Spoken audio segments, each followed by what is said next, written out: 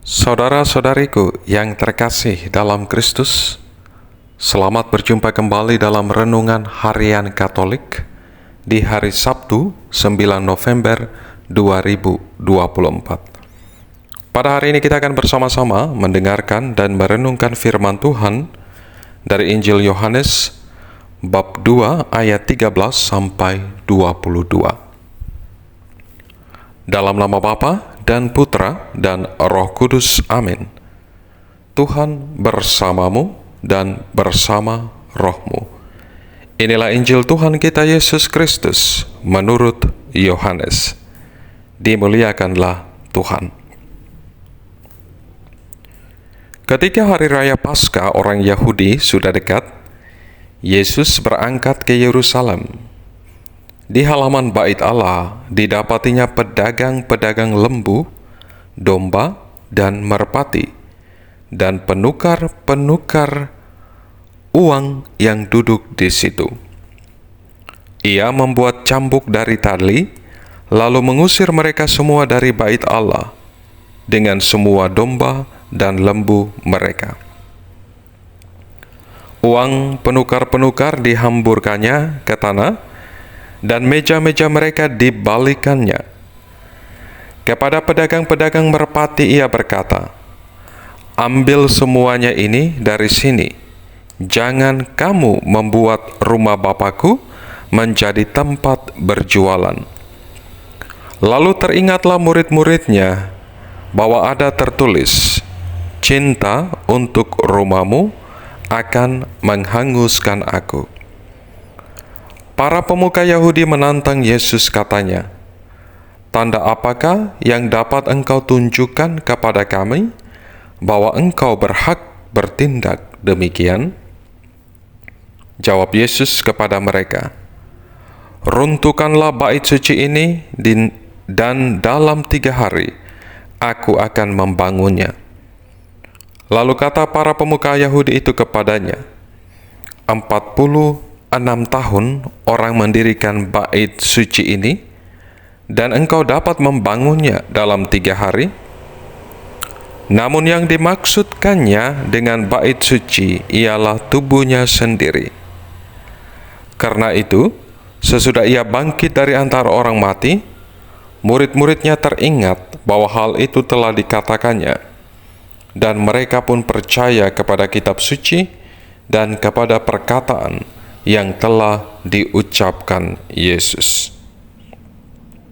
Demikianlah Injil Tuhan. Terpujilah Kristus. Saudara-saudariku yang terkasih dalam Kristus, gereja bukan sekedar bangunan tempat ibadah, melainkan terutama persekutuan orang-orang beriman untuk membangun hidup dalam iman kepada Kristus sebagai kepalanya. Dengan perkataan lain, gereja bukan saja bangunan dari kayu dan batu yang mati, melainkan juga dari batu-batu hidup, yakni setiap kita yang membentuk rumah Allah, kediaman Roh Kudus. Saudara-saudariku yang terkasih dalam Kristus, Tuhan Yesus dalam perikop Injil yang kita dengar bersama hari ini membersihkan bait Allah dari praktik-praktik keagamaan yang salah dari bangsa Yahudi. Bait Allah yang semestinya menjadi tempat untuk berdoa, mempersembahkan kurban, dan memuliakan Tuhan, justru didapatinya telah menjadi tempat berdagang dan berjualan. Jangan kamu membuat rumah Bapakku menjadi tempat berjualan, kata Yesus kepada para pedagang merpati. Saudara-saudariku yang terkasih dalam Kristus, melalui peristiwa pembersihan bait Allah, Tuhan Yesus mengajak kita untuk menghormati bangunan gereja sebagai tempat ibadah yang suci. Tempat kita mengalami perjumpaan dengan Tuhan dalam doa dan permenungan sabda serta persekutuan dengan sesama saudara dalam Kristus. Karenanya menjadi perhatian kita untuk ikut serta bersama saudara-saudari kita menjaga kebersihan gereja, kapela kita, dan juga menjaga kenyamanan gereja sebagai tempat setiap kita untuk mengalami perjumpaan dengan Tuhan. Perikop Injil yang kita dengar pada hari ini sekiranya juga mendorong kita untuk senantiasa membersihkan diri kita dari hal-hal yang tidak berkenan kepada Tuhan. Tubuhmu adalah bait Roh Kudus, tempat berdiamnya Allah sendiri. Dengan demikian, hidup kita menjadi layak bagi kediaman Roh Kudus dan menjadi batu-batu hidup bagi gereja Kristus. Saudara-saudariku yang terkasih dalam Kristus,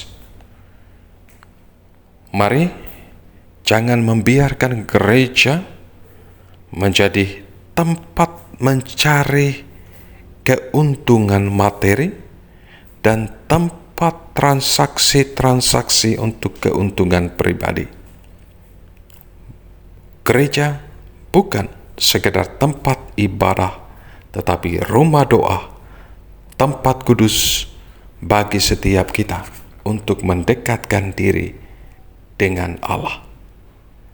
Dan saudara-saudariku yang terkasih dalam Kristus, jangan lupa untuk selalu menjaga kekudusan, kemurnian tubuh kita, tempat berdiamnya Roh Allah sendiri.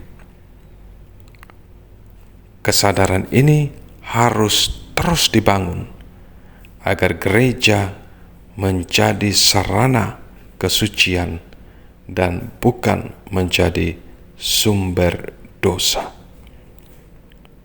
Berkat Tuhan beserta kita sekalian, Bapa, Putra, dan Roh Kudus.